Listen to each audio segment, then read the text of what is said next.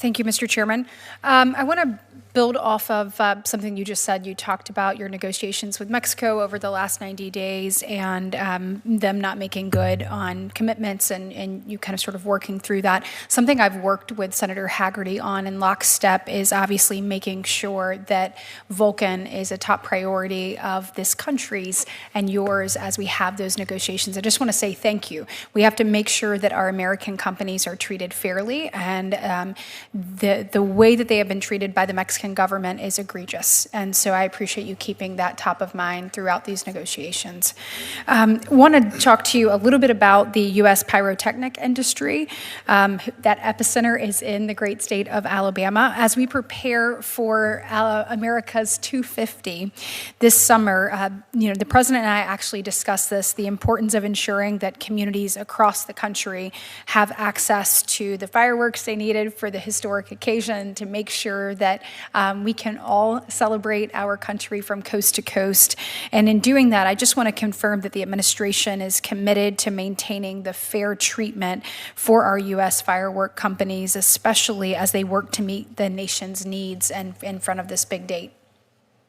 Thank you, Senator, for your comments on Mexico. And then this, earlier this year, the U.S. tariffs on China were quite high, at 140%, which was a result of Chinese retaliation. That was brought down significantly, and I remember having conversations at the time with our firework vendors, and that was something that they were very happy to see that come down. We'll continue to stay engaged with them. I know they've engaged with the White House to make sure we get a sense of where they are on all this, and that we can have the fireworks we need to celebrate. Absolutely. Thank you very much, Mr. Ambassador. The next issue I'd like to highlight concerns the specialized equipment and that procurement.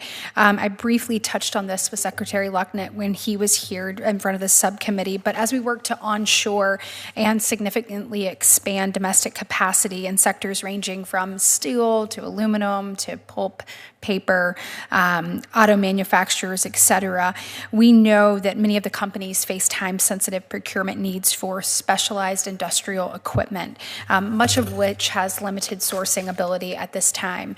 How is USTR ensuring predictability and affordability and the access to these essential manufacturing equipment that's required for these plants to expand? Certainly. So what I would say, first of all, we need to always take a step back and understand what the president is doing is he's reshoring manufacturing. Right. The fact that we have to be reliant on other countries for the very equipment to manufacture is really disturbing and reflects. And it makes the point. And it reflects decades of bad policy. We've heard from some companies. I personally meet with a lot of stakeholders who talk about this issue. I'm happy to meet with any you have that have concerns. Okay, excellent. And do you have guidance that you're providing those companies specifically, or just kind of a case-by-case basis, taking time with them? It's case-by-case. Again, the President's program is not a program that gives out tons of exclusions, right? If you have a program to fix the deficit and you give exclusions, you don't fix the deficit. And so we have an open door to these companies to talk about their specific issues. Thank you. We'll definitely follow up. The next issue is about ensuring products manufactured here remain fully competitive. And so it's kind of a little bit of a similar question. But for example, we have a major manufacturer in Huntsville whose tariff exposure on imported parts and components, which support their actual U.S. production, sometimes the tariff sometimes is higher than the tariff impact faced by foreign competitors on an actual finished good. And so I know this is something that you and your team have been working on and are considering carefully. And so I tell you, I appreciate that and certainly welcome any update that you have on how you're approaching that to just help ensure that domestic manufacturers are able to compete in the market across the world. Yeah, thank you. I would say, one of the things we've done in President Trump's tariff program is those countries that tend to dump the most, whether it's Vietnam or others in Asia, they have the highest tariffs to help create a level playing field. And as you continue to iron that stuff out, if there's anything that we can give you that would be helpful, please let us know. And then last question, when it comes to cotton, so Alabama is at the heart of the Southeast Cotton Belt, and so 59 out of 67 of our counties are cotton-producing counties. And we produce higher quality cotton than anyone around the world, but our growers are still seeing less demand than ever before, in large part to illegal market practices, and you've alluded to this in other questions, but implemented by our adversaries to gain a competitive advantage.